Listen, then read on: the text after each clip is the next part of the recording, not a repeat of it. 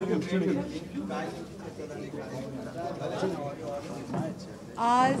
मी वैष्णवीच्या आईवडिलांना भेटायला आले।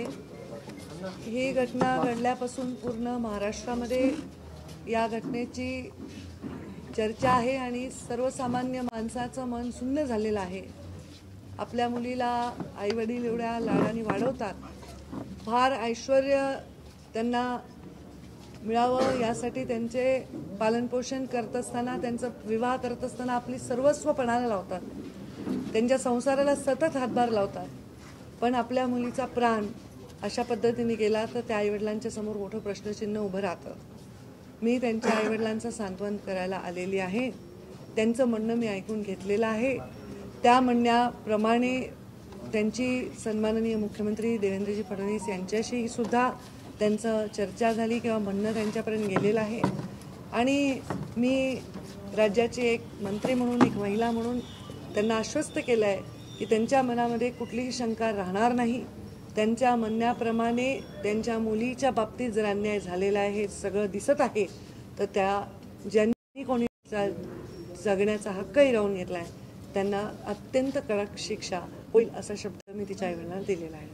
पहिल्या दिवसापासून पोलिसांच्या भूमिकेवरती संशय मांडतात। आत्ताही आता पुन्हा 7 दिवसानंतर पकडण्यात आला आणि तो निलेश चव्हाण आहे, त्याच्याकडं बाळ होतं, तो परत एकदा फरार झाला आहे। 20 तारखेलाच या ठिकाणी तक्रार करून एक कुटुंबीय होतं, परंतु तो त्याच्याकडून दुर्लक्ष केलं, आता तो मोकट झाला। पोलिसांच्या या भूमिकेबद्दल काय वाटतं?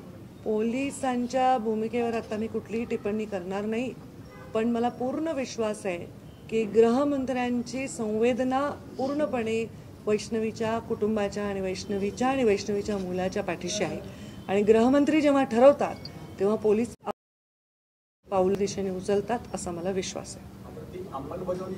अंमलबजावणी म्हणजे काय? आता जे लोक आहेत ते अटक झालेले आहेत, त्याच्यानंतर त्यांच्यावर गुन्हे दाखल करण्याची कारवाई सुरू आहे, तपास सुरू आहे, हीच अंमलबजावणी आहे। आणि फास्ट ट्रॅकमध्ये याचं केस घ्यावी याचा निर्णय पण करण्याचा शासनाने निर्णय केला। 6 महिन्यापूर्वी तक्रार केली होती, त्या तक्रारीचं कुठलंच निवारण न झाल्यामुळे खरं तरी घटना झाली असंही बोललं जातं किंवा आरोप होतोय तसं, त्यावेळेस कारवाई केली असती।